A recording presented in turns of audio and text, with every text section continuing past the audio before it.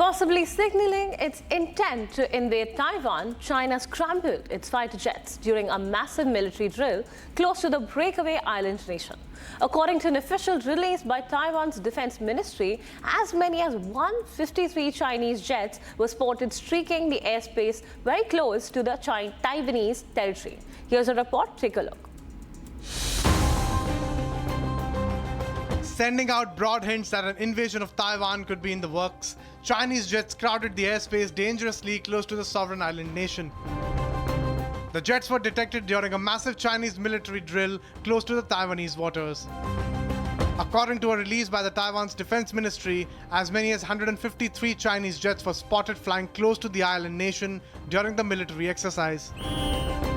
According to an Associated Press report, the drills were aimed at sending a message to the Taiwanese president for rejecting Beijing's claim of sovereignty over the breakaway island nation.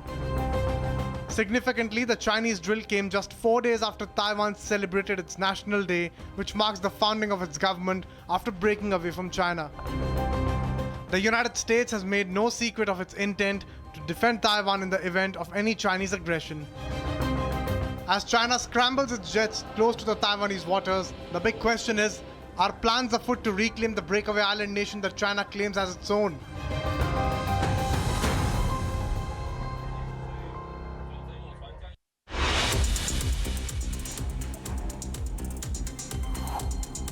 Viewers, let's take a look at the top international stories. Pakistan Prime Minister Shehbaz Sharif engaged in bilateral meetings with the leaders of Tajikistan, Belarus, Kyrgyzstan and Kazakhstan during the 23rd Shanghai Cooperation Organization meeting.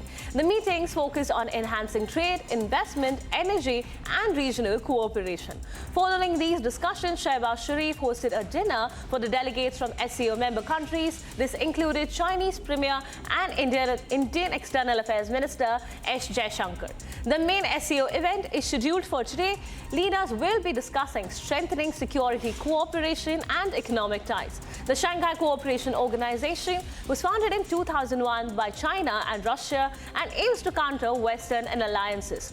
Members include Iran, India, Pakistan, Kazakhstan, Kyrgyzstan, Tajikistan and Uzbekistan.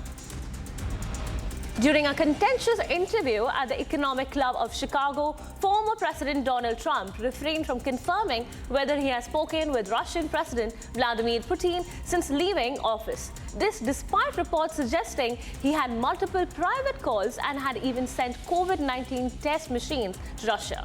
Trump stated that if he did communicate with Putin, it would be a smart thing for the US. He emphasized the value of relationships with global leaders, including Xi Jinping and Kim Jong-un.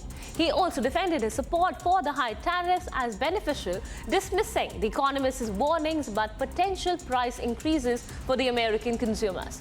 Additionally, Trump avoided committing to a peaceful transfer of power if he loses the upcoming election, insisting there was a peaceful transfer following the 2020 election despite the violent Capitol attack, where he downplayed the events and the casualties involved.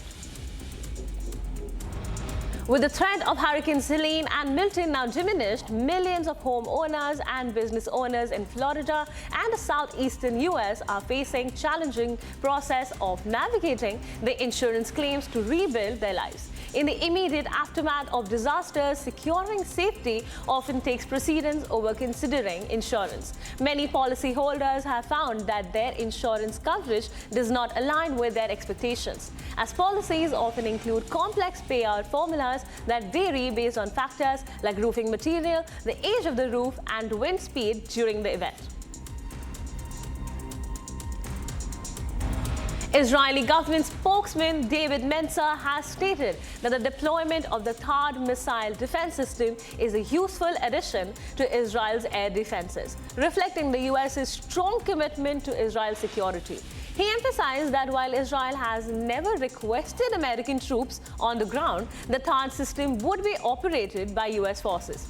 Mencer accused Hezbollah of using UNIFIL positions as shields for operations and urged the organization to heed Israel's request to temporarily withdraw for safety.